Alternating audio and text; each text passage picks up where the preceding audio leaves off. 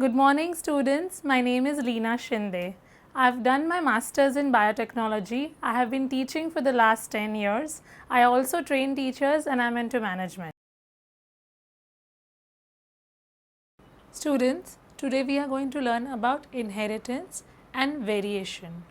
Have you ever wondered why you look like your parents? Or have you ever wondered why an elephant always gives birth to a baby elephant, or why a chicken always gives birth to a baby chick? Or a mango plant produces just a mango seed and not orange? Give it a thought. Given that the offsprings are identical to their parents, we also know that they show some differences. For example, if you have a sibling, you don't always look like them. But you have also seen that twins are identical to each other. Then let us learn some more about how these traits are passed on from our parents to the children. This branch of biology, which deals with hereditary, is known as genetics. Humans knew from as early as 8000 to 1000 BC that one of the causes of variation was hidden in sexual reproduction.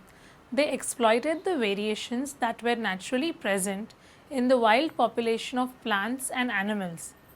This meant they selectively bred and selected organisms that possessed desirable characters.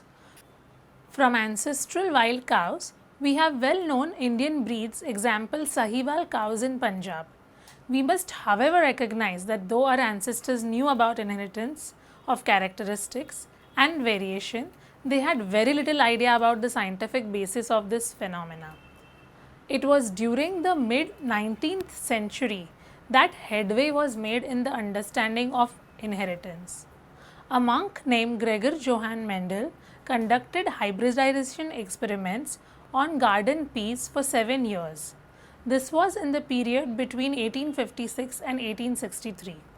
He proposed the laws of inheritance in living organisms. During his investigations into inheritance patterns, it was for the first time that any statistical analysis and data was obtained. His experiments had large sampling size, which made them very authentic and credible.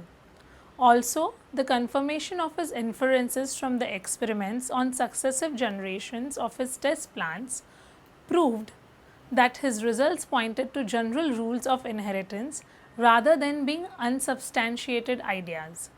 He investigated characters in the garden pea plant that were manifested into two opposing traits. Then he conducted artificial pollination, that is the cross pollination experiments, using several true breeding tree lines.